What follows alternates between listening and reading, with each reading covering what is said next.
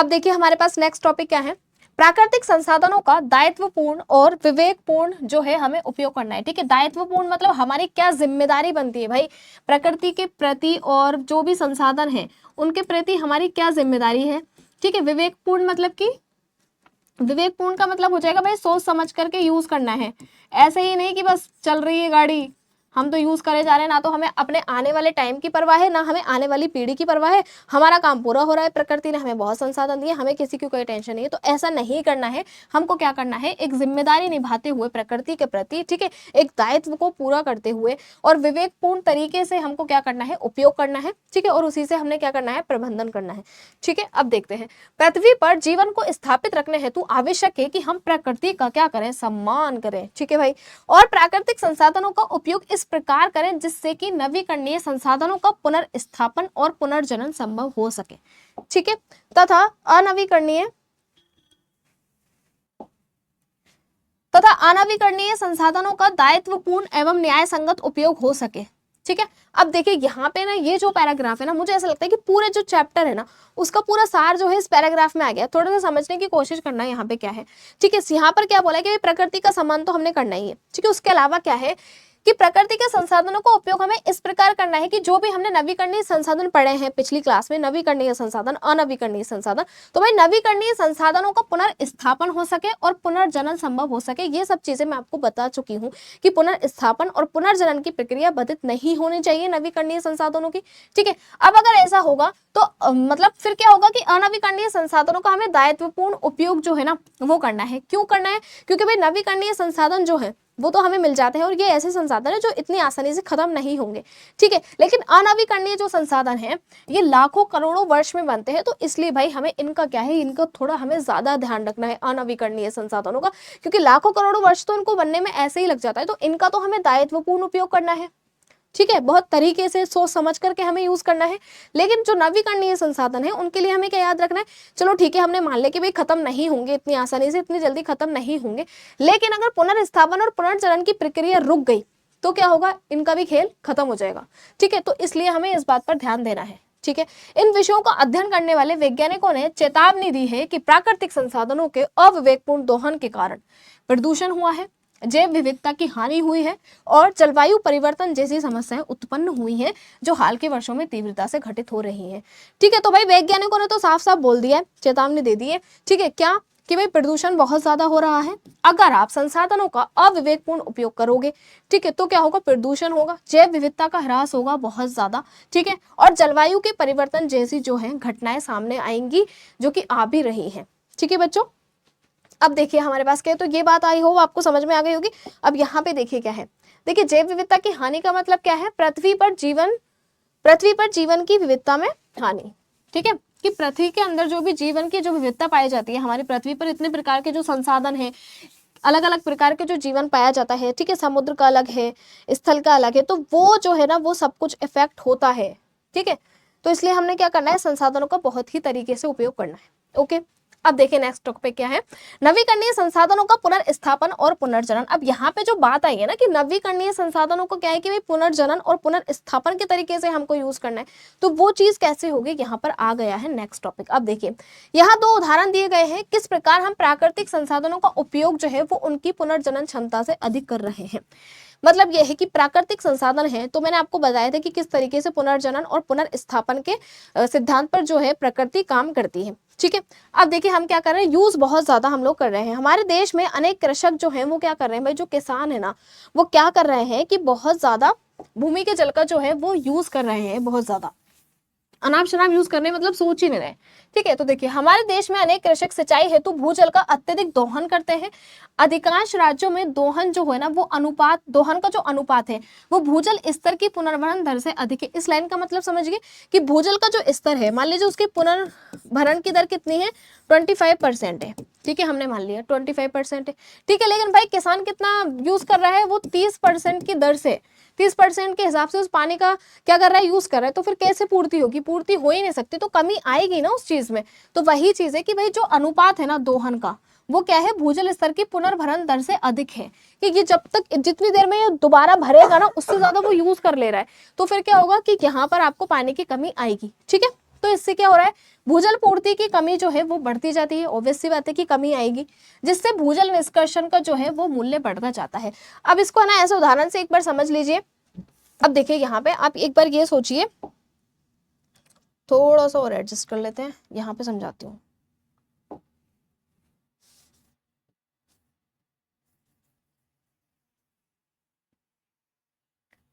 देखिए आप ऐसे सोचिए कि एक जो है ना, एक औरत क्या है भाई, खाना बना रही है, मतलब कि गरम गरम रोटियां बना रही है और खाने बैठ गए हैं 4-5 लोग, ठीक है, 4-5 लोग एक साथ खाना खाने बैठ गए हैं, ठीक है। अब इनको एक बार में, अब ये कितने लोग हैं, 5 लोग हैं ना, तो इनको एक बार में कम से कम 5 रोटियां चाहिए, ठीक है। अब खाना बनाने वाली एक औरत, तो एक बार में तो एक ही रोटी बनेगी ना भाई, एक बार में एक ही रोटी बनेगी। तो अब यहाँ पर आप देखिए, जब इसकी एक रोटी यहाँ आती है तो वो तो एक एक बाइट में क्या है कि उड़ जाती है, सब खत्म हो जाती है। क्यों? अब यहाँ पर कमी क्यों आई? क्योंकि खाना खाने वाले लोग हैं ज्यादा, ठीक है, और खाना बनाने वाली है केवल एक औरत, तो कमी तो आएगी ना। अब इतनी ही दर से, जितना दर इनकी खाना खाने की है ना, जितनी स्पीड से ये खा रहे हैं, अगर उतनी ही स्पीड से रोटी बन के इनके पास आएगी तब तो पूर्ति हो जाएगी, वरना ये बैठे रहेंगे, इंतजार करेंगे कि रोटी सिके और आए, ठीक है। तो ये बात है, तो आपको अब ऐसे समझना है यहाँ पर भी कि पानी की जो पूर्ति है वो कैसे होगी, क्योंकि पानी जब तक भरने लगता है तो किसान तो उसका उपयोग जो है वो दुगनी गति से कर रहा है, तो इसलिए यहाँ पर पानी की कमी आ जाती है, ठीक है। आगे देखते हैं।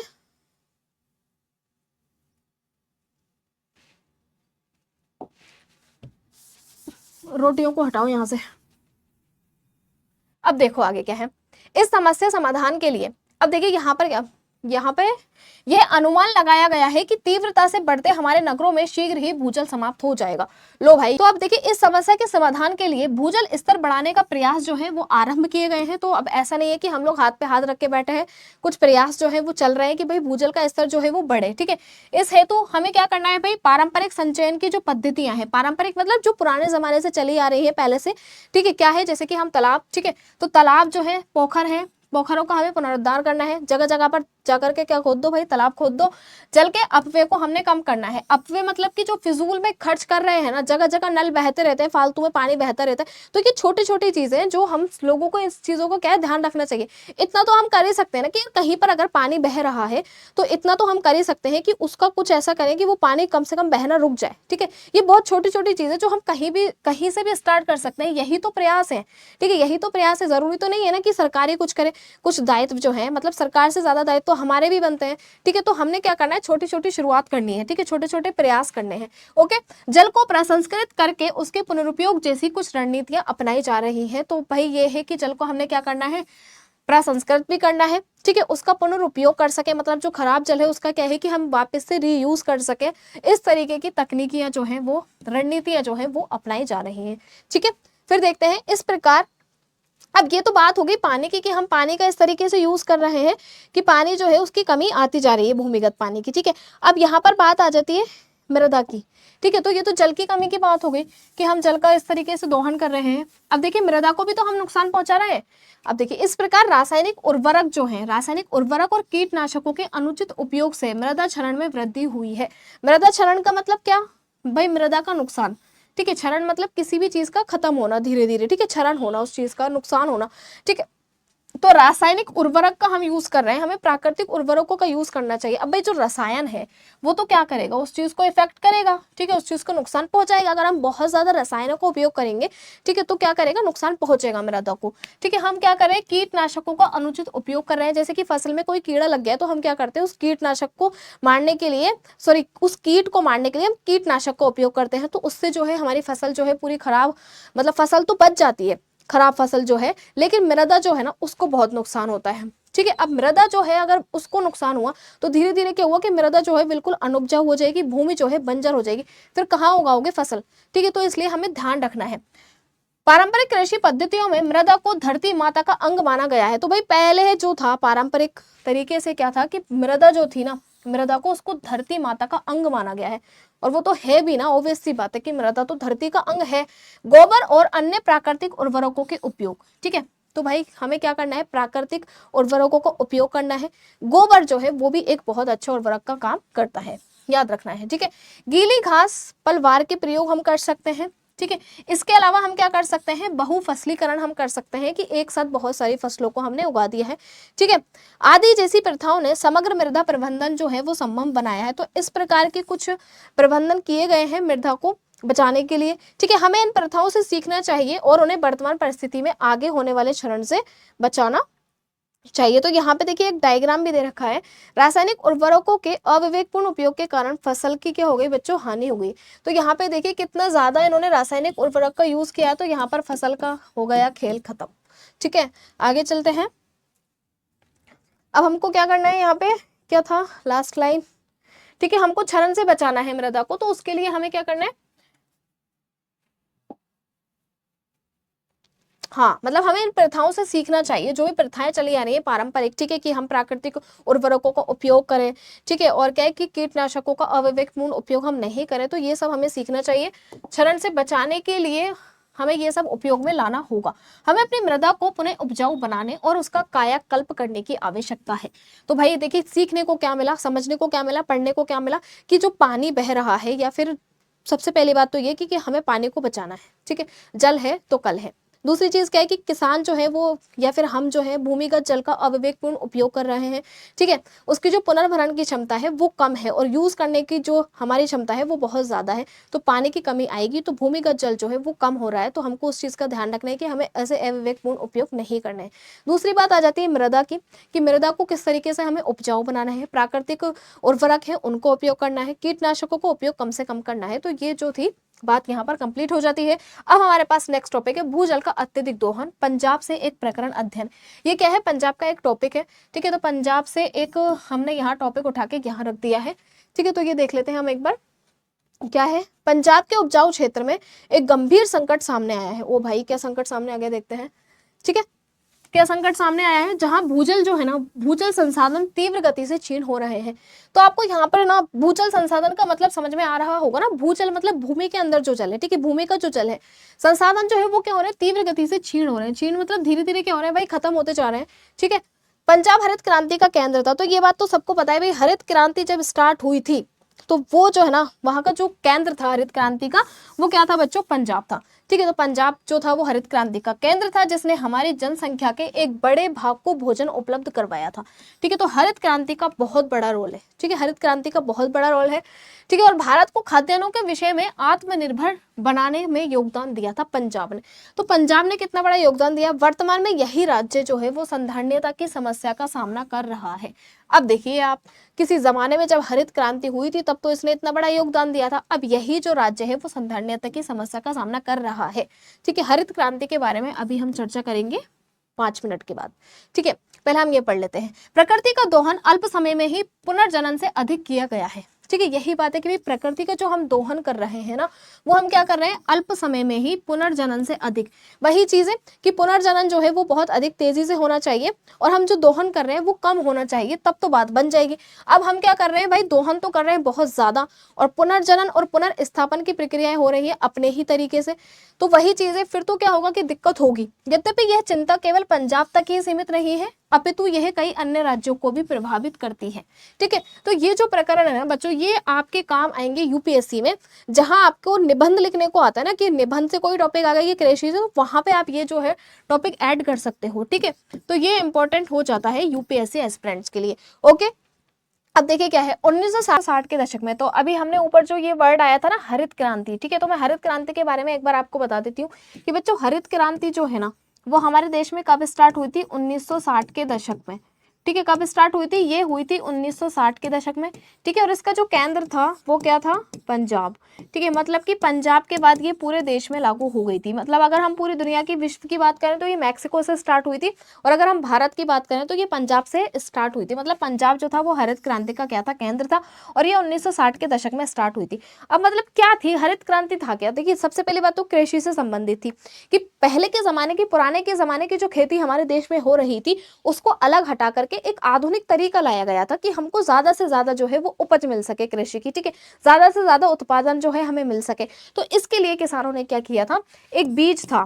ठीक है, HYV। ठीक है, ये क्या था बच्चों, ये एक बीज था, और इस बीज का प्रयोग वो जो है वो अपने फसलों को उगाने के लिए करने लगे। ठीक है, इसका मतलब होता है high yield value. High yield value मतलब एक ऐसा किस्म का बीज था जिसकी उत्पादन क्षमता जो थी वो बहुत ज्यादा थी। ठीक है, हाई यील्ड वैल्यू का ये बीज था। बात आगे समझ में।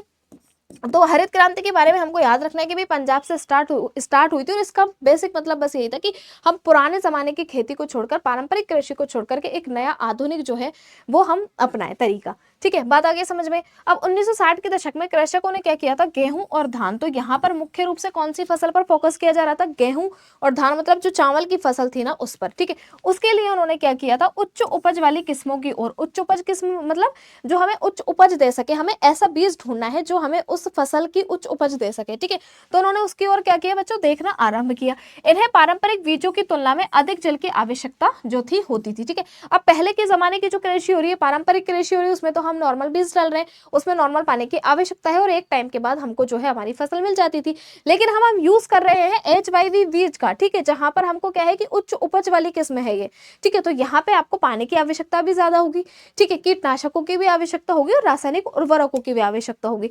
तो इसलिए फिर हरित क्रांति के बाद इन बीजों का बहुत तेजी से उपयोग होने लगा। ठीक है, अब देखिए यहाँ पर क्या है कि भाई अधिक जल की इन्हें आवश्यकता थी। ओके, और कृषकों ने इस आवश्यकता को पूरा करने के लिए भूजल का दोहन जो है वो प्रारंभ कर दिया था। अब पानी कहाँ से आएगा, ऑब्वियस सी बात है हम भूजल का ही उपयोग करेंगे।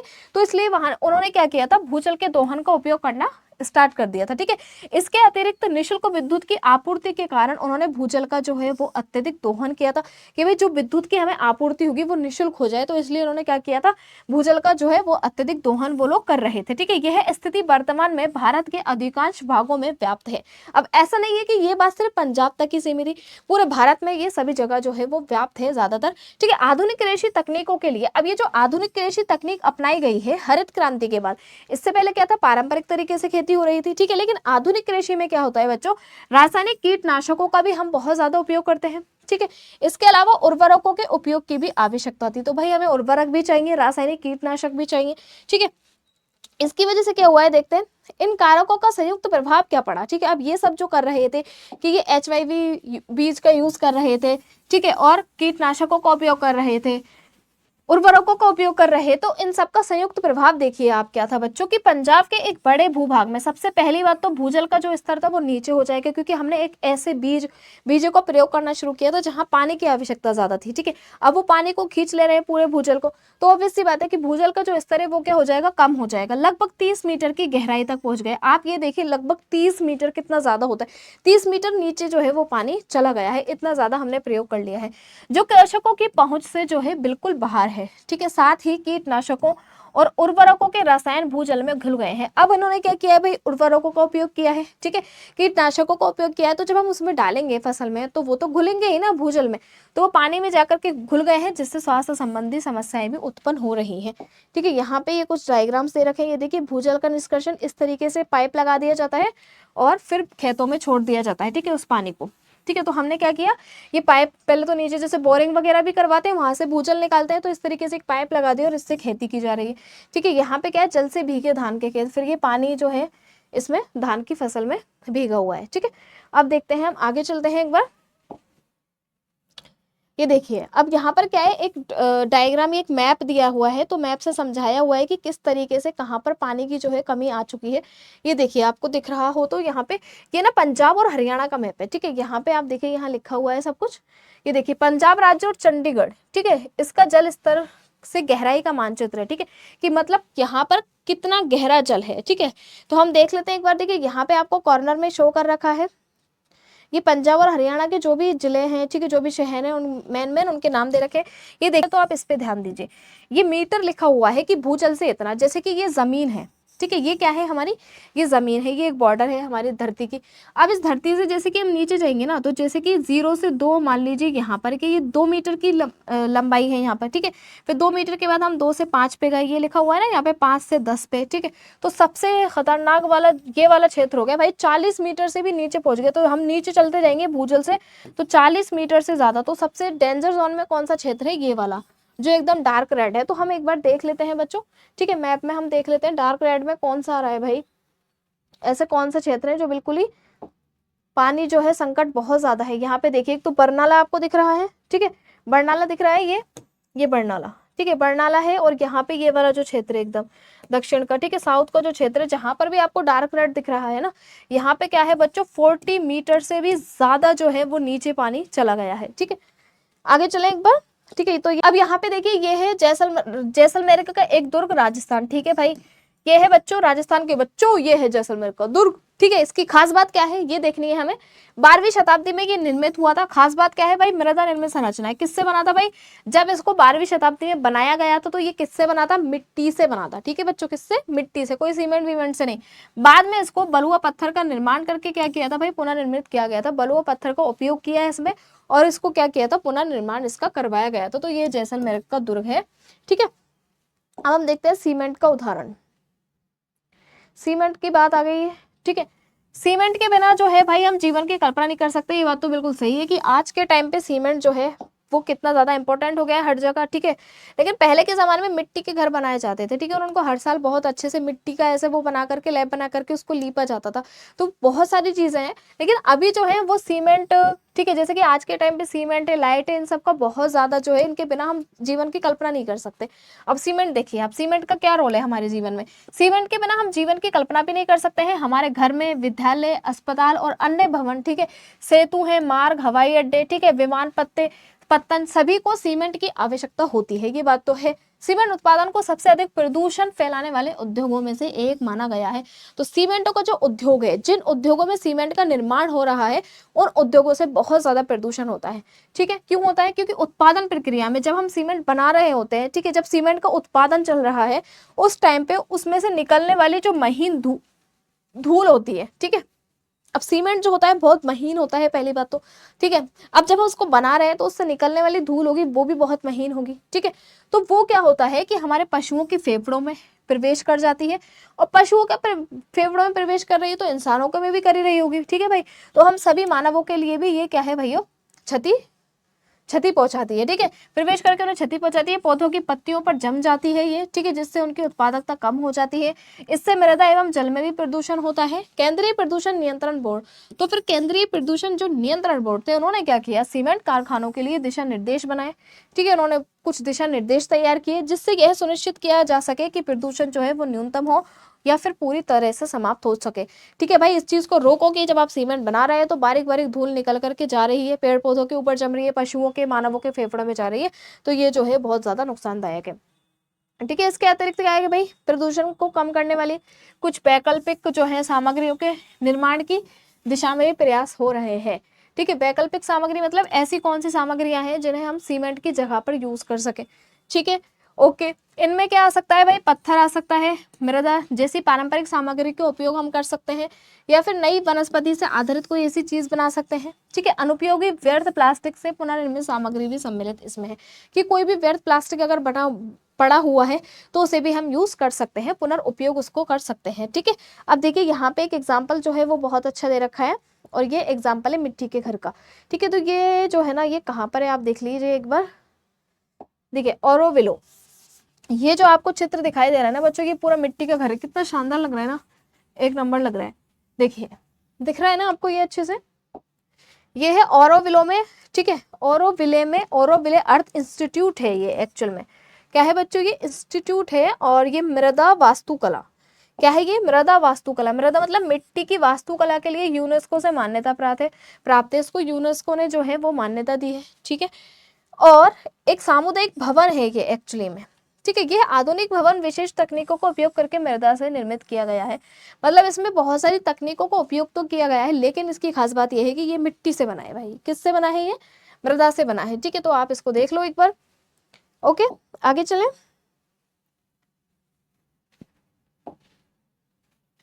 अब देखते हैं आगे क्या है। यहाँ पे देखिए ये आ गया है आगे, पारंपरिक सामग्रियों और विधियों को आधुनिक प्रगति के साथ संयोजित किया जा रहा है। अब भाई जो भी पारंपरिक जो भी सामग्रियां हैं जो पहले के जमाने की चली है, जैसे कि मिट्टी हम कह सकते हैं, पत्थर हम कह सकते हैं, तो उनको क्या है आधुनिक जो सामग्री है, ठीक है, आधुनिक तकनीकी जो है उनकी प्रगति के साथ क्या कर रहे हैं हम संयोजित कर रहे हैं, ठीक है, जिससे ऐसी नई सामग्रियां बनाई जा सके जो कि क्या हो संधारणीय हो। अब हमें कुछ ऐसे विकल्प तो ढूंढने होंगे ना कि भाई पुराने जमाने की चलो मिट्टी है, लेकिन मिट्टी जो है मिट्टी का हम यूज हम इस तरीके से कर सकते हैं तकनीक को उपयोग करके, ताकि जो है हमें एक विकल्प मिल सके, ठीक है, और प्रकृति की संधारणीयता जो है वो बनी रहे। बात आ गई समझ में। उत्पादन की प्रक्रिया कम प्रदूषणकारी हो, ठीक है, जैसे कि उत्पादन हो रहा है सीमेंट का उद्योगों में, तो भाई उस प्रक्रिया में हम कुछ ऐसे विकल्प ढूंढने होंगे कि ये जो बहुत ज्यादा प्रदूषण हो रहा है, इतनी बारीक बारीक धूल निकल रही है, उसका क्या हम कर सकते हैं, उसको किस तरीके से हम रोक सकते हैं, तो उस पर हमें ध्यान देना होगा, ठीक है। स्थानीय रोजगार प्रदान करना होगा, उस स्थान की जलवायु को ध्यान में रख करके रूपरेखा तैयार की जानी चाहिए। हमें उस स्थान की जलवायु का भी यूज करना है जहां पर उत्पादन प्रक्रिया चल रही है। बात आगे, ठीक है। वृक्षायुर्वेद एक प्राचीन भारतीय वनस्पति विज्ञान है। अब यहाँ पे तो आपको थोड़ा सा कोई फैक्ट दे रखा है ऐसी पुराने जमाने का, तो हम एक बार इसको रीड कर लेते हैं, ठीक है। देखिए, वृक्षायुर्वेद एक प्राचीन भारतीय वनस्पति विज्ञान है, ओके, जो पौधों और वृक्षों के अध्ययन और देखभाल पर केंद्रित है। तो ये है ना एक ऐसा विज्ञान है वनस्पति विज्ञान, इसमें क्या आता है हम वृक्षों का अध्ययन करें और उनका क्या करें ध्यान रखें, ठीक है, देखभाल करें। यही शब्द संस्कृत से आया है, जिसमें वृक्ष का अर्थ क्या है बच्चों पेड़ है, और आयुर्वेद का अर्थ क्या होता है जीवन या स्वास्थ्य का विज्ञान, ओके। यह पारंपरिक ज्ञान प्रणाली अनेक सहस्त्राब्दियों पुरानी है और इसे लगभग 10वीं शताब्दी में सुरपाल के वृक्षायुर्वेद जैसे ग्रंथों में औपचारिक रूप से प्रस्तुत किया गया है। इसमें विभिन्न प्रकार की मृदा में उगाए जाने वाले विशिष्ट पौधों के विषय में सुझाव दिए गए हैं। तो भाई इसमें क्या दिया गया है, इसमें सुझाव दिए गए हैं कि आप विशिष्ट पौधों को कैसे उगाएंगे, ठीक है, और बीज संग्रह, संरक्षण, रोपण पूर्व उपचार की जटिल विधियां प्रदान इसमें की गई हैं, ठीक है। तो इस तरीके की विधियां इसमें दी गई हैं। सिंचाई तकनीकों का विस्तृत वर्णन है कि सिंचाई के लिए हम कौन कौन सी तकनीकों को प्रयोग कर सकते हैं, तो उनका विस्तृत वर्णन इसमें दिया है। और पौधों की प्रजातियां, ठीक है, विकास अवस्था और मौसमी परिस्थितियों के अनुसार जो है वो भिन्न भिन्न सुझाव दिए गए हैं। यह प्राकृतिक विकर्षकों और एक साथ उगाए जाने वाले पौधों के माध्यम से कीट नियंत्रण, ठीक है, कीट नियंत्रण की जो रणनीतियां हैं उनको भी निर्दिष्ट करता है। मतलब देखिए पौधों को उगाने के लिए सुझाव दिए गए हैं, ठीक है, बीजों के सुझाव दिए गए हैं, इसके अलावा कीटों को हमें कैसे नियंत्रण करना है उसकी भी रणनीतियां दी गई हैं। वाह यार, ये तो बहुत अच्छी चीज है, ठीक है। संधारणीय कृषि का यह रूप जो है वो मृदा स्वास्थ्य बनाए रखने के लिए फसल चक्र और मिश्रित फसल जैसी प्रथाओं को प्रोत्साहित करता है, ठीक है।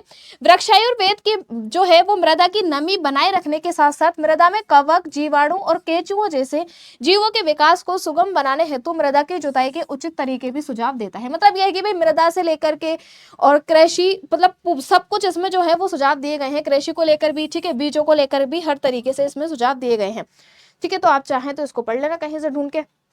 बाकी हमारा जो मेन मुद्दे की बात है ना वो यहाँ आ जाती है सिक्किम से एक प्रकरण अध्ययन। देखिए अभी हमने ऊपर एक पंजाब का प्रकरण अध्ययन किया था कि भाई किस तरीके से पंजाब जो था वो हरित क्रांति का केंद्र था, ठीक है, लेकिन बाद में आज वो संधारणीयता की समस्या का सामना कर रहा है। ऐसे ही हम एक टॉपिक पढ़ने वाले हैं सिक्किम। तो आपको पहली बात तो ये पता होना चाहिए कि हमारे भारत में जो सिक्किम है वो एक ऐसा राज्य है जहाँ पर जैविक कृषि होती है, ठीक है, मतलब कि रसायनों का प्रयोग वहां नहीं होता है, एकदम प्योर जैविक कृषि है। मतलब भारत का ही नहीं पूरे विश्व में इस बात की चर्चा है कि सिक्किम एक ऐसा राज्य है, ठीक है। तो ये एक है देखिए सिक्किम में जैविक कृषि, यहाँ पर एक आपको एक डायग्राम दिया है। अभी हम देख लेते हैं एक प्रकरण क्या है। देखिए यहाँ पर क्या है, एक लेडी थी जिसका नाम था पेमा, ठीक है, वो क्या करती थी खेती वेती करती थी ऐसे ही। अब देखिए क्या है, सिक्किम में पेमा के परिवार को खेत में महंगे रसायनों के प्रयोग से उत्पादन में ह्रास हुआ और बढ़ते ऋण का सामना करना पड़ रहा था। अब ये क्या कर रही थी, ये जो लेडी थी पेमा कृषि कर रही थी, खेती कर रही थी, तो इन्होंने क्या किया था, महंगे रसायन खरीद लिए, ठीक है, जिसकी वजह से इनका क्या हुआ था, ऋण बढ़ गया था, ठीक है, इनके ऊपर क्या हुआ था बच्चों, कर्ज बढ़ गया था, और इसके अलावा इनको उत्पादन में भी ह्रास हुआ था। अब वो कैसे हुआ था ये देखते हैं। जब राज्य सरकार ने पूरे राज्य में जैविक खेती को प्रोत्साहन देने की नीति की घोषणा की, ठीक है, तो राज्य सरकार ने क्या किया था कि ऐसी नीति बना देते हैं जिसमें जैविक कृषि को क्या दिया जाए, प्रोत्साहन दिया जाए, ठीक है। तब क्या हुआ था, पेमा के परिवार ने इसे अपनाने का निर्णय लिया। तो फिर पेमा के परिवार ने सोचा यार हम इतने ज्यादा रसायनों का प्रयोग क्यों करें, हम भी तो जैविक खेती की तरफ शिफ्ट हो सकते हैं, ठीक है। तो ये इसलिए सबसे अच्छा उदाहरण है। आरंभ में यह परिवर्तन जो था वो क्या सरल नहीं था। अब ये है कि स्टार्टिंग में तो मतलब आप शुरू से रसायनों का प्रयोग करते आ रहे हो, आपको बहुत जल्दी उत्पादन मिल रहा है फसल का। अब आप जब जैविक कृषि की तरफ शिफ्ट हो गए तो वो इतना इजी नहीं था स्टार्टिंग में, ठीक है। फसल का उत्पादन क्या हुआ था, घट गया था। अब आप जब वही चीज है ना कि आप आधुनिक तरीके से पारंपरिक तरीके पे जाओगे तो फसल का उत्पादन घट जाएगा, क्योंकि हम लोग क्या करते हैं, फसल के उत्पादन को बढ़ाने के लिए हम बहुत सारी ऐसी चीजों का उपयोग करते हैं। अब उससे फसल का उत्पादन तो बढ़ जाता है लेकिन मृदा में जो है वो ह्रास होता है, ठीक है। तो इसलिए यहाँ पे इनका क्या हुआ था भाई, मृदा का जो वो फसल का जो उत्पादन था वो क्या हुआ था, घट गया था, ठीक है। क्योंकि वर्षों से रसायन के उपयोग के कारण मृदा अपनी उत्पादन क्षमता खो चुकी थी। आ गई ना बात, क्योंकि आप जब लंबे टाइम तक रसायनों का प्रयोग करोगे तो मृदा अपनी उत्पादन क्षमता खो देगी। अब आप सोचो कि इतने टाइम से रसायनों का प्रयोग करें, मृदा की तो ऐसी तैसी हो गई ना भाई, अब उसमें आप जैविक कृषि स्टार्ट करोगे तो टाइम तो लगेगा ही। तो इसलिए इनको क्या हुआ था, अब वे पुनः अर्जित कर रही थी। जब हम जैविक कृषि की ओर लौटे तो फिर मृदा में क्या था, धीरे धीरे सुधार हो रहा था, ठीक है। तो ये था सिक्किम में जैविक कृषि। अब आगे देखते हैं क्या था, फिर क्या बदलाव आया, ठीक है। पेमा ने ऐसा क्या किया था, यहाँ देखिए। अब उन्होंने क्या किया था, पेमा का जो परिवार था उन्होंने क्या किया था भाई, जैविक कृषि की ठान ली थी कि हम तो जैविक कृषि करेंगे, रसायनों का प्रयोग बिल्कुल भी नहीं करेंगे। तो परिवार ने क्या किया था बच्चों, कंपोस्ट खाद का प्रयोग जो था वो क्या कर दिया था, आरंभ कर दिया था, ठीक है। ओके, नीम लहसुन से प्राकृतिक कीट रोधक तैयार किए थे। अब जो हम कीटनाशक करते हैं ना, रासायनिक दवाएं हम छिड़कते हैं उसमें, तो इन्होंने क्या किया था, नीम लिया और लहसुन लिया और उससे क्या बना दिया था, इन्होंने कीटनाशक बना दिया या फिर कीट रोधक जो है वो तैयार किया था। और वर्ष भर में अनेक फसलों का उत्पादन इन्होंने आरंभ कर दिया था, ठीक है। लगभग 5 वर्ष के बाद ही पेमा का जो खेत था, एक तो पता नहीं क्या नाम है पेमा, ठीक है, वो क्या था भैया, फल फूल रहा था। पेमा का जो खेत था वो फल फूल रहा था, ठीक है। 5 वर्षों के बाद में, मतलब 5 वर्ष के बाद में मृदा में इतना चेंजेस आ गए कि वापस जो उनका खेत था वो फलने फूलने लगा था, ठीक है। वह अपनी इलायची, तो कौन कौन सी फसल उगाते थे वो, इलायची, अदरक और पारंपरिक सब्जियां जो भी थी वह उन्हें अच्छी कीमतों पर बेच पा रही थी, ठीक है। ओके, 2016 में सिक्किम जो था वो 100% जैविक राज्य बन गया। यहाँ आप इस बात पे ध्यान देंगे कि भाई सिक्किम जो है वो भारत का टोटल 100% जैविक खेती करने वाला राज्य बन गया। बात आ गई यहाँ पे समझ में, ठीक है। और उसकी सारी कृषि जो थी, सारी कृषि भूमि जैविक प्रमाणित हो गई। ये देखिए अब वहां पे जितनी भी कृषि हो रही है, जितनी भी खेती हो रही है ना, वो कैसी प्रमाणित हो गई, जैविक, कि यहाँ पर जैविक खेती होती है, ठीक है। इसके प्रभाव परिवर्तनकारी थे। अब क्या क्या प्रभाव पड़े यहाँ देखेंगे। स्थानीय जैव विविधता फली फूली, ठीक है। अब वहां की जो स्थानीय जैव विविधता थी वे फली फूली, ठीक है। लाभदायक कीड़े जो थे, ठीक है, और पक्षी जो थे वो वापस लौटे। ओके, कुछ कीड़े ऐसे होते हैं ना जो फसल के लिए लाभदायक भी होते हैं, वो वापस लौटने लगे, ठीक है। जैविक खेती के मॉडल को देखने के लिए आने वाले पर्यटकों के कारण पर्यटन में भी वृद्धि हुई। अब लोग क्या कर रहे हैं भाई, पर्यटक बन के जा रहे हैं सिक्किम में और देख रहे हैं कि जैविक खेती किस तरीके से होती है, तो पर्यटन में वृद्धि हो गई, ठीक है। और कृषकों की आय में 20% की वृद्धि हो गई, ठीक है। वर्तमान में सिक्किम एक वैश्विक मॉडल के रूप में कार्य करता है। तो ये जो हमारा भारत का जो राज्य है सिक्किम, वो पूरे विश्व के लिए एक मॉडल बन गया है जैविक खेती के लिए, ठीक है। जो दर्शाता है कि एक संपूर्ण क्षेत्र पर्यावरणीय और आर्थिक दोनों परिणामों में सुधार करते हुए संधारणीय कृषि पद्धतियों को सफलतापूर्वक अपना सकता है। अब देखिए ना कितना अच्छा एग्जाम्पल है सिक्किम, ठीक है, जहां पर उसने पर्यावरण का भी ध्यान रखा और अपनी अर्थव्यवस्था का भी ध्यान रखा, ठीक है। पर्यावरण की भी हालत सुधरे, ठीक है, जैव विविधता में भी फली फूली, और इसके अलावा उनके जो आर्थिक परिणाम थे वो भी उनको बहुत अच्छे देखने को मिले। तो हम सिक्किम से बहुत कुछ सीख सकते हैं। हम भी आधुनिक कृषि से कहाँ लौट सकते हैं बच्चों, जैविक कृषि की ओर लौट सकते हैं, ठीक है। अब हमारे पास आ जाता है नेक्स्ट टॉपिक, संसाधनों का दायित्वपूर्ण और विवेकपूर्ण उपयोग, ठीक है। देख लेते हैं संसाधनों का दायित्वपूर्ण और विवेकपूर्ण उपयोग हमें कैसे करना है। यहाँ पर एग्जाम्पल से समझाया है। अनवीकरणीय ऊर्जा स्रोतों के विषय में हमें यह सुनिश्चित करना होगा कि हम इन संसाधनों का उपयोग इस तरह से करें। तो यहाँ पे किसके बारे में बताया गया है, अनवीकरणीय संसाधनों के बारे में, कि हमें उनका उपयोग कैसे करना है, ठीक है। तो हमें उनका उपयोग इस तरीके से करना है कि ये इतने लंबे समय तक विद्यमान रहे कि मानवता अधिक संधारणीय विकल्प ढूंढ सके। अब इस बात को थोड़ा समझने की कोशिश करें, ठीक है। अब मतलब हमने पढ़ा था पिछली ही क्लास में कि 50 साल तक हमारे पास कोयले का भंडार है, ठीक है। यह अनुमान लगाया है कि कोयला जो है वो आने वाले 50 सालों में खत्म हो जाएगा, ठीक है। अब अगर हम ये सोचे कि चलो भाई अभी तो है ना, 50 साल किसने देखे, हम तो यूज करते जा रहे हैं, ठीक है। और ऐसा भी हो सकता है कि 50 की जगह ये क्या हो जाए भाई, 25 साल में खत्म हो जाए। तो हमें ये नहीं करना है। यहाँ पर हमें ये बात बताई है कि अब जब आपको पता चल गया है कि भाई अनवीकरणीय संसाधन जो होते हैं, पहली बात तो उनको बनने में बहुत ज्यादा टाइम लगता है, लाखों करोड़ों वर्ष का टाइम लगता है, और आपके पास इतना भंडार भी नहीं है कि आप धड़ल्ले से उसको यूज किए जा रहे हो, ठीक है। तो आपको इस तरीके से यूज करना है कि ये हमारे पास बचा रहे, इसके अलावा कोई अल्टरनेट हमें ढूंढना है। अब कोयले का प्रयोग हम एक तो सबसे ज्यादा जो होता है बिजली बनाने के लिए होता है, ठीक है, लाइट के लिए हम इसका यूज करते हैं, तो हम इसके कुछ और उपाय ढूंढे, जैसे कि सोलर जो पैनल हम लगवाते हैं वो है, ठीक है, पवन ऊर्जा से हम प्राप्त कर सकते हैं, बांध बना करके हम बिजली प्राप्त कर सकते हैं। तो हमें ऐसे अल्टरनेट ढूंढने होंगे ताकि जो अनवीकरणीय संसाधन है इनको हम बचा सकें, ठीक है। इसके बाद देखते हैं आगे क्या है। उदाहरण के लिए हमें यथासंभव अधिक से अधिक उद्देश्यों की पूर्ति के लिए नवीकरणीय ऊर्जा स्रोतों के उपयोग की आवश्यकता है। मतलब यह है कि अनवीकरणीय जो संसाधन है भाई वो तो बहुत टाइम में बनेंगे, ठीक है, इसलिए हमें कहाँ लौटना होगा, नवीकरणीय संसाधनों की ओर लौटना होगा, क्योंकि ऐसे अल्टरनेट है कि हम नवीकरणीय संसाधनों के माध्यम से अनवीकरणीय संसाधनों की पूर्ति कर सकते हैं, ठीक है। तो ये सब जो चीजें हम बहुत अच्छे से पढ़ चुके हैं। अब यहाँ पे देखिए आप क्या है, इसी को कहते हैं सोलर पैनल, जो हम इतनी देर से बोले जा रहे हैं ना, सोलर पैनल, ठीक है। विद्युत का क्या विकल्प हो सकता है, जहां पर सूर्य की रोशनी से डायरेक्ट बिजली बनाई जाती है, ठीक है। तो ये क्या है बच्चों, ये है आपका सोलर पैनल। और ये कहाँ का है बता दूं क्या, ये कहाँ का है, चलो ठीक है, अनुमान लगाओ ये कहाँ का हो सकता है। भारत में सबसे बड़ा जो सोलर पैनल है वो कहाँ पे है, वो है हमारे राजस्थान में, ठीक है। जो राजस्थान में स्थित विश्व के सबसे बड़े सौर पार्कों में से यह एक है, ठीक है। ये राजस्थान की वर्तमान आवश्यकताओं का लगभग 15%, ठीक है, ये कितना परसेंट पूरा कर रहा है, लगभग 15% पूरा कर रहा है, विद्युत उत्पन्न कर रहा है, ठीक है। तो ये जो है ना राजस्थान में कहाँ पर है, ये जोधपुर में है। और ये देखिए विश्व के सबसे बड़े सौर पार्कों में से एक है, ठीक है, और इसका नाम है भड़ला, ठीक है, भड़ला सौर पार्क है ये, ठीक है, भड़ला सौर पार्क, इसका नाम शायद आगे आ सकता है, ठीक है। तो ये आपने देख लिया कि सौर पैनल कैसे होता है, ठीक है। आगे चलते हैं।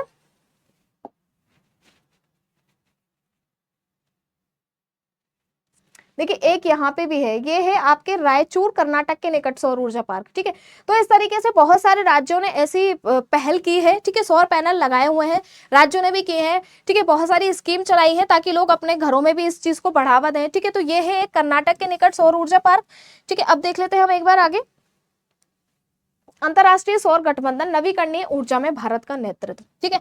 तो यहाँ पे देखिए ये इंपॉर्टेंट टॉपिक है, अंतरराष्ट्रीय सौर गठबंधन क्या है, ठीक है। सौर मतलब वही सौर ऊर्जा से जो रिलेटेड है, ठीक है। तो ये गठबंधन हुआ था किसके बीच में, भारत के बीच में और फ्रांस के बीच में, ठीक है। तो हम देख लेते हैं एक बार। भारत और फ्रांस ने 2015 में, ठीक है, भारत और फ्रांस ने क्या किया था, 2015 में बैठे थे एक दूसरे के साथ, तो सोचो ठाले बेटे क्या करें यार, एक गठबंधन ही कर लेते हैं। और किस चीज को लेकर के, सौर ऊर्जा को लेकर के, ठीक है। तो ये है हमारी सौर ऊर्जा के लिए अंतरराष्ट्रीय गठबंधन IASE, ठीक है, इसको आरंभ किया था। यह सौर ऊर्जा के उपयोग के लिए प्रतिबद्ध सूर्य की रोशनी से समृद्ध देशों का एक गठबंधन है, कि जहां पर भी जिन भी देशों में सूर्य की पर्याप्त रोशनी आती है ना, वो क्या कर सकते हैं भाई, सौर ऊर्जा का प्रयोग कर सकते हैं ना। तो यह गठबंधन उन देशों पर केंद्रित है जहां वर्ष भर पर्याप्त धूप उपलब्ध रहती है, ठीक है। तो जहां पर भी पर्याप्त धूप आएगी ना, वहीं पे हम इनका यूज करेंगे, ठीक है, क्योंकि इसके लिए सूर्य की रोशनी की आवश्यकता होती है। भारत ने विकासशील देशों में सौर परियोजनाओं में अरबों डॉलरों का निवेश करने में सहायता की है, ठीक है। तो भारत ने भाई खूब निवेश किया है, तकनीकी विशेषता भी उन्होंने साझा की है और मितव्ययी वित्त पोषण विकल्प उपलब्ध भी करवाए हैं, ठीक है। ये आगे भाई नाम भड़ला सौर उद्यान, ठीक है, भड़ला सौर उद्यान, ये कहाँ पर है आपको पता, अभी हमने बताया था राजस्थान में, ठीक है, जोधपुर में। भारत की सौर ऊर्जा संबंधी महत्वाकांक्षाओं का प्रतीक है, ठीक है। तो ये क्या है भाई, भारत में सबसे बड़ा है, आप ये याद रखें, ठीक है, भड़ला सौर उद्यान, ओके, जो यह दर्शाता है कि कैसे एक देश जो है वो पारंपरिक ऊर्जा स्रोतों से नवीकरणीय विकल्पों की ओर संक्रमण कर सकता है। तो भाई जो सौर ऊर्जा है वो क्या है, नवीकरणीय विकल्प है हमारे लिए, ठीक है। तो हमने किस तरीके से नवीकरणीय विकल्पों की ओर हमने अपना रुख मोड़ लिया है, ठीक है। तो भारत इस दिशा में बहुत अच्छा काम कर रहा है, क्योंकि भारत में सबसे बड़ा जो है वो सौर ऊर्जा उद्यान है, और ये कहाँ पर है, राजस्थान में, ठीक है। भारतीयों के लिए यह गठबंधन पर्यावरणीय उत्तरदायित्व और आर्थिक अवसर दोनों का प्रतीक है, ठीक है। तो ऑब्वियस सी बात है कि पर्यावरणीय उत्तरदायित्व भी इसमें होगा और आर्थिक अवसर भी हमें प्राप्त होंगे, ठीक है। ये आ गया समझ में। अब देखिए इतने सारे जब प्रयास किए जा रहे हैं तो अब इन प्रयासों से क्या होगा, ये हम देखते हैं।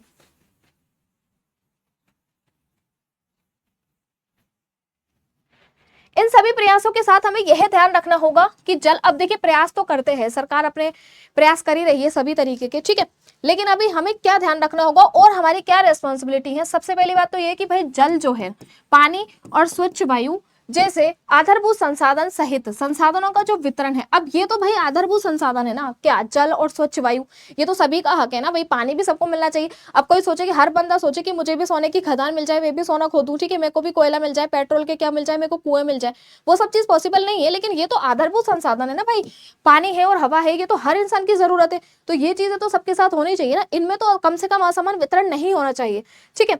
तो इसलिए इन्होंने कहा है कि आधारभूत संसाधनों सहित संसाधनों का वितरण और उन तक पहुंच जो है वो प्राय समाज के कुछ वर्गों के साथ न्यायपूर्ण नहीं होती है, ठीक है। ये बात आप समझ रहे हो कि मतलब ये तो आधारभूत संसाधन है, उसके बाद भी लोगों की ये जरूरतें भी पूरी नहीं हो रही है, ठीक है। चलो वायु का तो ठीक है, लेकिन जो पानी है ना, लोगों को पीने का पानी तक भी नहीं मिलता आज भी, आज के टाइम पे भी इतने जब तरक्की हो रही है, ठीक है, इतना विकास हो रहा है, उसके बाद भी पेपर में ऐसी ऐसी तस्वीरें देखने को मिलती है जहां लोग इतनी लंबी लंबी लाइन लगा के खड़े रहते हैं सिर्फ पीने के पानी के लिए, ठीक है। एक एक घंटे तक, दो दो घंटे तक, पूरे पूरे दिन वो लोग खड़े रहते हैं और उनको पीने का पानी भी नहीं मिलता, तो ये कितनी गलत बात है, ठीक है। नगरों में अनेक क्षेत्रों में पीने के जल की पर्याप्त और नियमित आपूर्ति नहीं होती है, तो इतने बड़े बड़े नगर तो हैं, लेकिन वहां पे भी पीने के पानी की पर्याप्त जो है वो आपूर्ति नहीं हो रही है। ये सब चीजें आप देख भी रहे होंगे, ठीक है, बहुत ही देखने को मिलता है। उद्योगों और जीवाश्म ईंधन के अत्यधिक उपयोग से, ठीक है, तो ये तो पानी की बात हो गई कि भाई पानी भी लोगों को नहीं मिल रहा है, इतनी छोटी सी चीज है, ठीक है, इतना मतलब आधारभूत संसाधन है वो भी लोगों तक नहीं पहुंच रहा है। उसके अलावा और कौन सी चीजें हैं, उद्योग और जो जीवाश्म ईंधन है उनका बहुत ज्यादा उपयोग हो रहा है, ठीक है, ठीक है। तो उद्योग और जीवाश्म ईंधन के अत्यधिक उपयोग से क्या हो रहा है भाई, लोगों को बहुत ज्यादा नुकसान हो रहा है ना। जो पैसे वाले लोग हैं, ठीक है, चलो उनके तो उद्योग चल रहे हैं, ठीक है भाई, उनको तो पैसा भी मिल रहा है, उनकी तो अर्थव्यवस्थाएं बढ़ रही हैं, लेकिन उससे जो नुकसान हो रहा है वो तो गरीबों को हो रहा है ना। तो वही चीज यहाँ पर है कि अत्यधिक उपयोग से होने वाला वायु प्रदूषण, अब वायु प्रदूषण हो रहा है वो तो लोगों को प्रभावित करेगा ना, तो लोगों को प्रभावित करता है और इन संकटों से स्वयं को बचाने में असमर्थ है। अब वो जो लोग हैं वो कहाँ जाए बेचारे, ठीक है, तो इसलिए इन सब समस्याओं से वो जूझते रहते हैं, ठीक है। अब देखिए, हमें प्रकृति के साथ अपने संबंधों को स्मरण रखना चाहिए। तो भाई इस तरीके की दिक्कतें आ रही हैं हमारे सामने कि प्रकृति ने हमको संसाधन तो दिए हैं, लेकिन एक तो उनका न्यायपूर्ण वितरण बिल्कुल भी नहीं है, ठीक है। तो हमें क्या करना है भाई, देखिए, हमें प्रकृति के साथ अपने संबंधों को स्मरण रखना है, मतलब हमें याद रखना है कि प्रकृति के साथ हमारा क्या रिश्ता है, ठीक है, हमें भूलना नहीं है। हमने इस पूरे चैप्टर में इतने अच्छे से पढ़ा है, तो इतना तो हमें समझ में आ ही गया है कि प्रकृति को लेकर हमारी क्या रेस्पॉन्सिबिलिटी है, ठीक है। और प्राकृतिक संसाधनों का हमें संरक्षण करना है, ठीक है, पुनर्जनन और संधारणीयता की दिशा में हमें कार्य करना है। तो हमें ध्यान रखना है कि भाई प्रकृति का पुनर्जनन जो है वो बाधित नहीं हो, प्रकृति की जो पुनर्स्थापन की प्रक्रिया है वो भी बाधित नहीं होनी चाहिए, और संधारणीयता की दिशा में हमें काम करना चाहिए। ओके, भगवत गीता में लोक संग्रह का उल्लेख है कि सभी को अपनी व्यक्तिगत इच्छाओं से ऊपर उठ करके, ठीक है, ऊपर उठ करके क्या करना चाहिए, सभी की भलाई के लिए कार्य करना चाहिए, ठीक है। तो ये भगवत गीता का इन्होंने यहाँ पे दिया है सार कि भाई ये है कि हमें, मतलब ये बहुत लॉजिकल सी बात है, बहुत नॉर्मल सी जेन्युइन सी बात है कि हमें सभी की भलाई के लिए काम करना चाहिए। ओके, क्या अब समय आ गया है कि हम इस पर क्या करें भैया, गंभीरता से विचार करें। तो आप मुझे सभी लोग बताएंगे, चैप्टर कंप्लीट होने के बाद इस बात का जवाब आप मुझे देंगे कि बताइए अब वो समय आ गया है ना कि अब हम इस पर गंभीरता से विचार करें। भाई प्रकृति के साथ अपने संबंधों को सुधारो, ठीक है, प्रकृति का जो है हमें बहुत ज्यादा ध्यान रखना है, ठीक है। छोटे छोटे प्रयास हम कर सकते हैं। सबसे पहली चीज तो यही है कि जैसे कि जल है, पानी बह रहा है फालतू, तो हम उसको बहने से बचाएं, और जिन लोगों के साथ भी अन्यायपूर्ण वितरण हो रहा है उसका भी हमें क्या है बच्चों, ध्यान रखना है, ठीक है। तो मुझे आप कमेंट में बताओ कि भाई हाँ भाई समय आ गया है, और आप कैसे शुरू करोगे, ठीक है, इस प्रयास को आप कैसे शुरू करोगे वो भी आप मुझे बताओगे, ठीक है। कि हम तो ऐसे शुरू करेंगे मैम, तो कहीं से भी हम शुरू कर सकते हैं, ठीक है, छोटी छोटी जिम्मेदारियां जो है हमारी बनती है, ठीक है। तो यहाँ पे जो है भाई चैप्टर जो है कंप्लीट हो गया है, ठीक है। अब देखिए यहाँ पे क्वेश्चन आंसर करने से पहले ब्रीफ में कुछ पॉइंट्स दिए गए हैं, पूरे चैप्टर का सार यहाँ दिया गया है, तो वो हम पढ़ लेते हैं एक बार, ठीक है, आगे बढ़ने से पहले। देखिए, प्राकृतिक संसाधन वे पदार्थ और सामग्रियां हैं जो प्रकृति में पाए जाते हैं एवं मानव के लिए मूल्यवान है, ठीक है। तो आपका चैप्टर का नाम ही ये था, प्राकृतिक संसाधन और उनका उपयोग, ठीक है। तो प्राकृतिक संसाधन क्या थे, ठीक है, तो क्या थे भाई, पदार्थ या फिर सामग्री हम कह सकते हैं जो प्रकृति में पाए जाते हैं, ठीक है, और ये मानव के लिए क्या होते हैं बच्चों, बहुत ज्यादा मूल्यवान होते हैं, ठीक है।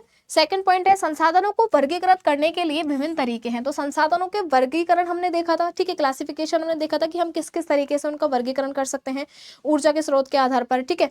लेकिन यहाँ पर जो इंपॉर्टेंट है वो दो ही है, पहला है नवीकरणीय और दूसरा है अनवीकरणीय, ठीक है। तो ये तो आपको नहीं बोलना है क्योंकि ये एंड तक आपका पीछा नहीं छोड़ेंगे, नवीकरणीय संसाधन अनवीकरणीय संसाधन, ठीक है। तो ये अच्छे से याद रखना है। प्रौद्योगिकी एवं कौशल के विकास में निवेश के माध्यम से, देखिए जो तकनीकी हमारे पास है या फिर प्रौद्योगिकी है, ठीक है, उसमें हमें निवेश करना है, और कौशल, ठीक है, स्किल्स में हमें निवेश करना है। जब हम इन चीजों में निवेश करेंगे ना तो क्या होगा, संसाधन जो है ना, संसाधन अभिशापन नियंत्रण पाया जा सकता है। मतलब कि इस बात को समझिएगा, जो मैंने आपको नाइजीरिया वाला एग्जांपल दिया था ना कि नाइजीरिया के पास बहुत सारे तेल के भंडार हैं, लेकिन वो उनका उस तरीके से यूज नहीं कर पा रहे हैं, वहां की अर्थव्यवस्था इसमें सक्षम नहीं है, इसलिए वो एक गरीब देश है, ठीक है। अगर वो काम करें प्रौद्योगिकी पर और कौशल के विकास पर, ठीक है, तो नाइजीरिया वालों को कहो फोन करके भाई इस पे काम करो, आप भी आगे बढ़ोगे, ठीक है। तो अगर कोई भी देश अपनी प्रौद्योगिकी और कौशल के विकास में क्या करेगा, निवेश करेगा, ठीक है, तो मानव जो है ना, इसके माध्यम से क्या होगा, मानव को भाई संसाधन अभिशाप इससे बच जाएगा, संसाधन फिर अभिशाप नहीं बनेगा उसके लिए, ठीक है। संसाधन अभिशाप का मतलब क्या है कि संसाधन तो है लेकिन कुछ काम के नहीं है या हम उनका यूज नहीं कर पा रहे हैं, ठीक है, तो हम उस चीज से बच सकते हैं और हम आगे बढ़ सकते हैं और हम विकासशील देश से विकसित देशों में शामिल हो सकते हैं, ठीक है। फिर इसके बाद देखिए, हमें नवीकरणीय ऊर्जा के उपयोग की दर के बारे में सतर्क रहने की आवश्यकता है, ठीक है। क्या है भाई, जो नवीकरणीय ऊर्जा है ना उसका उपयोग हम कर रहे हैं, तो उसके बारे में हमें क्या है भाई, सतर्क रहने की क्या है, आवश्यकता है, ठीक है, जिससे उनका अत्यधिक दोहन नहीं हो, ठीक है। ओके, अनवीकरणीय ऊर्जा का विवेकपूर्ण उपयोग और बुद्धिमत्तापूर्ण उपयोग उनकी उपलब्धता को लंबे समय तक बनाए रखने में सक्षम बनाएगा। तो ये यहाँ पर एक बहुत अच्छी बात है कि भाई नवीकरणीय ऊर्जा का उपयोग आपको इस तरीके से करना है कि उनका अत्यधिक दोहन नहीं होना चाहिए, मतलब आप बहुत बुरी तरीके से दोहन कर रहे हो, दोहन का मतलब यही होता है कि आप उनका बहुत ज्यादा मतलब फिजूल में खर्च कर रहे हो, ठीक है, तो वो हमें नहीं करना है, विवेकपूर्ण तरीके से उपयोग करना है। अनवीकरणीय ऊर्जा के लिए यही कि भाई बहुत ज्यादा सोच समझ के और बुद्धिमत्तापूर्ण उपयोग, ठीक है, एक रणनीति बना करके हमें उपयोग करना है ताकि वो लंबे समय तक हमारे लिए क्या है बच्चों, बने रहे। तो ये दो तीन जो कुछ थे पॉइंट्स थे, ठीक है। अब हम आगे की वीडियो में क्या करेंगे बच्चों, प्रश्न और क्रियाकलाप करके इस चैप्टर को करेंगे खलास और उसके बाद चलेंगे हम अपने नेक्स्ट चैप्टर की ओर, ठीक है। Thank you.